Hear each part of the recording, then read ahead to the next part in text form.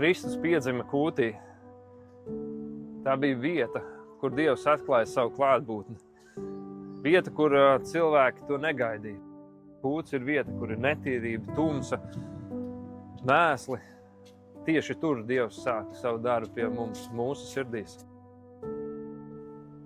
Jēzus piedzima, kur nebija vietas, lai sagatavotu mums vietu debesīs. Un viņa piedzimšana kūtiņā rāda, ka Kristus ir pieņēmis visu mūsu nabadzību, lai mēs tiktu viņā bagāti darīti. Svinēsim to!